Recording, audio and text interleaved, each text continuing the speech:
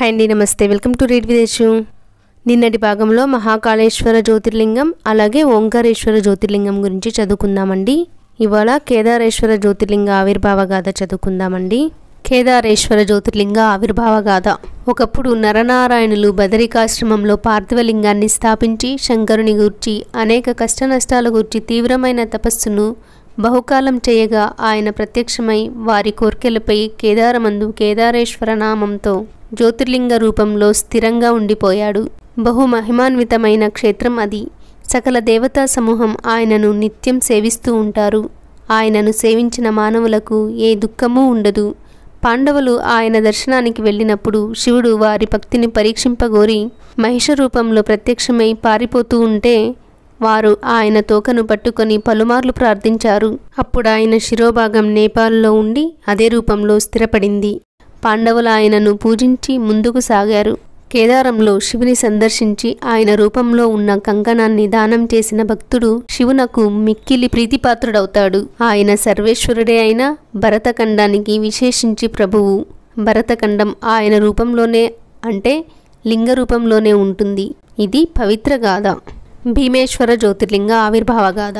మునులారా, లోకహితార్థం శంకరుడు కామరూప ప్రాంతంలో భీమశంకరుడై స్థిరంగా నిలిచిన వృత్తాంతాన్ని చెబుతున్నాను, వినండి. పూర్వం ఈ సహ్యపర్వత ప్రాంతంలో భీముడనే రాక్షసుడు ఉండేవాడు. వాని తల్లి పేరు కర్కటి, ఆమె భర్త విరాధుడు.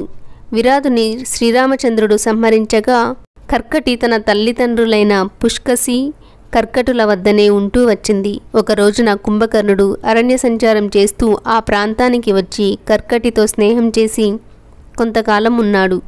ఫలితంగా ఆమె గర్భాన్ని ధరించి భీముని కన్నది. కుంభకర్ణుడు వారిద్దరిని విడిచి లంకకు వెళ్ళిపోయాడు. కర్కటి తల్లిదండ్రులను అగస్త్య శిష్యుడైన సుతీక్ష్ణుడు అనే ఋషి భస్మం చేశాడు.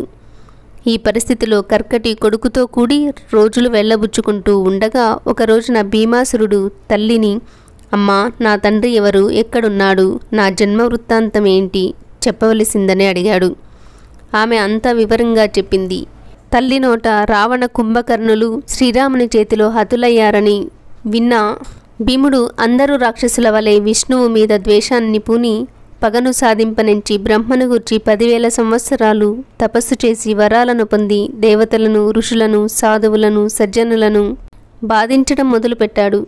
గొప్ప శివభక్తుడైన కామరూప దేశాధిపతిని జయించి అతని రాజ్యాన్ని హస్తగతం చేసుకుని అతనిని అతని భార్య అయిన దక్షిణాదేవిని కారాగారంలో బంధించాడు.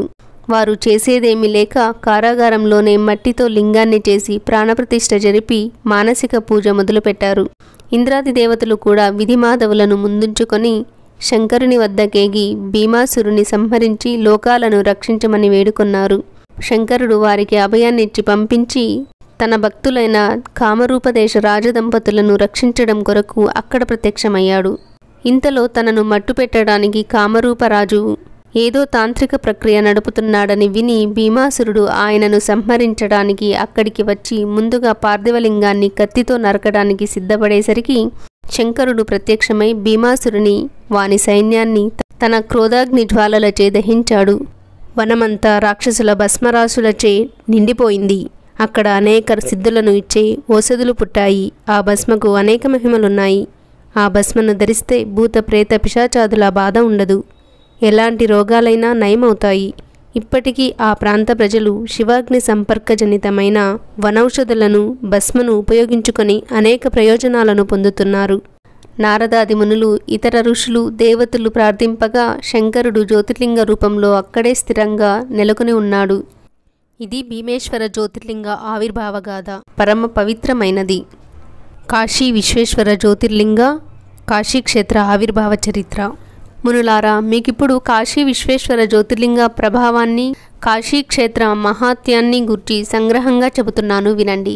దాని చరిత్రను 100 సంవత్సరాలు చెప్పినా సమగ్రంగా వర్ణించలేం. సృష్టి అవ్యక్త స్థితిలో ఉన్నప్పుడు సృష్టికి కారణభూతమైన పరబ్రహ్మము మాత్రమే ఉండేది. అది నిత్యము, శాశ్వతము, చిదానందఘనము, అద్వితీయమును. ఆ బ్రహ్మమునకు రెండవదాని యందు ఇచ్ఛ లేదా సంకల్పం కలిగింది. ఆ నిర్గుణ నిరాకార పరబ్రహ్మమే సగుణమై సాకారమై శివనామ విఖ్యాతిని పొందింది. ఈ సగుణ రూపమైన శివం స్త్రీ పురుష భేదంచే రెండు రూపాలను పొందినప్పుడు పురుష రూపానికి శివుడు అని, స్త్రీ రూపానికి శక్తి అని ఖ్యాతి కలిగింది. చిదానంద స్వరూపులు, ఇంద్రియాతీతులు అగు శివశక్తుల నుండి వారి మాయా ప్రభావంచే ప్రకృతి పురుషులు ఉద్భవించారు. ఇక్కడ మాయా అంటే అది వారికంటే వేరైనదేమీ కాదు. అది వారి జగన్నిర్మాణ సామర్థ్య రూపమైన శక్తి. పంచజ్ఞానేంద్రియాలచే మనం ఏ ప్రపంచ జ్ఞానాన్ని పొందుతున్నామో అదంతా ప్రకృతి. దానికి ఆధారభూతంగా నిలిచిన చైతన్యమే పురుషుడు. ఇంకా ఉంది. రేపటి భాగంలో ఈ కాశీక్షేత్ర ఆవిర్భావ చరిత్ర కంటిన్యూ చేద్దామండి. అలాగే కాశీ విశ్వేశ్వర జ్యోతిర్లింగం గురించి కూడా రేపు చదువుకుందాం. వీడియోని లైక్ చేసి కామెంట్ చేసి షేర్ చేయండి. అలాగే ఇలాంటి మరిన్ని వీడియోల కోసం సబ్స్క్రైబ్ చేసుకోండి. థ్యాంక్ యూ ఫర్ వాచింగ్ అండి. సర్వం ఉమామహేశ్వర పాదార్పణం.